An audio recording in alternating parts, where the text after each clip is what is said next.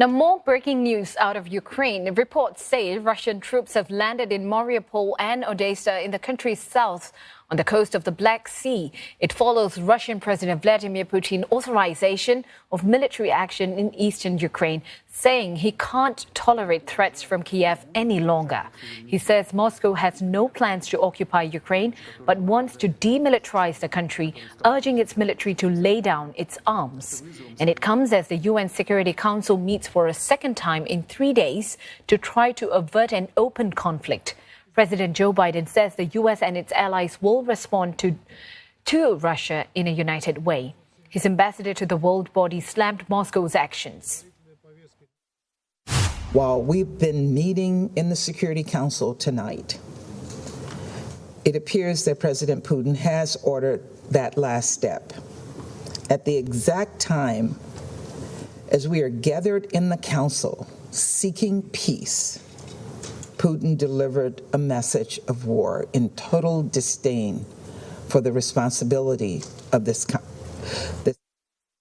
If indeed an operation is being prepared, I have only one thing to say from the bottom of my heart. President Putin, stop your troops from attacking the Ukraine. Give peace a chance. Too many people have already died. Now, Julia Chapman is joining us live from Rostov. Julia, we just heard so much happening right now with, President Putin saying that he has no plans to occupy Ukraine, but wants to demilitarize the country, urging its military to lay down its arm. Was Putin trying to send a message and giving the TV address as the UN Security Council were meeting? And what else do we know, or what else do you know about this military operation? Undoubtedly, the timing was very significant. It was extraordinary of him to appear on state TV in what looked like a pre-recorded message. They weren't calling it a live speech. At about 5:30 in the morning, Russian time in the West, certainly sending a message to the West that he didn't care about the warnings that had been issued against Russia ahead of this action, and that he was defiant and would take it anyway. He said that this special military operation had been ordered, as you said, to demilitarize Ukraine, a pretty extraordinary statement given what appears to be going on now. And he tried to justify this action once again by attempting to undermine the legitimacy again of the the Ukrainian authorities, the Ukrainian state as a whole, saying that it had been captured by Nazis, and calling on the Ukrainian forces to put down their weapons, because he said your grandfathers, great-grandfathers didn't fight the Nazis for you to be fighting for them, really trying to make a point to the Russian people that he believes that this is an opportunity to protect Russian culture, Russian speakers in Ukraine, not just in eastern Ukraine, but also more widely.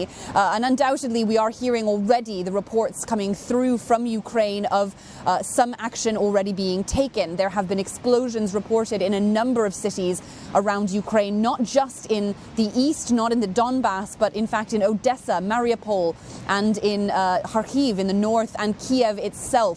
So very alarming news this morning. This will inevitably go down in history as being an incredibly significant day for both Russia and the world. Definitely a critical situation, and as time goes on, it seems to be escalating. What more can we expect in the coming hours? Are signs pointing to a full-blown invasion?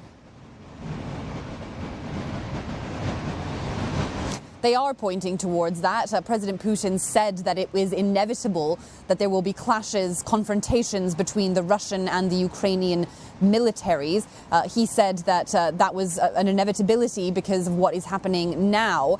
So undoubtedly, it appears that the intention of the Russian president is to at least take control not just of eastern Ukraine, but also more widely try to seize power there, or put in power a government more in favor of the Russian state. It isn't clear exactly how events are going to pan out in the coming hours and days, but I think it's pretty clear now that President Putin is intent on taking control of the country, at least temporarily, and it doesn't appear that he seems terribly concerned about how many casualties will be inflicted in order to do that.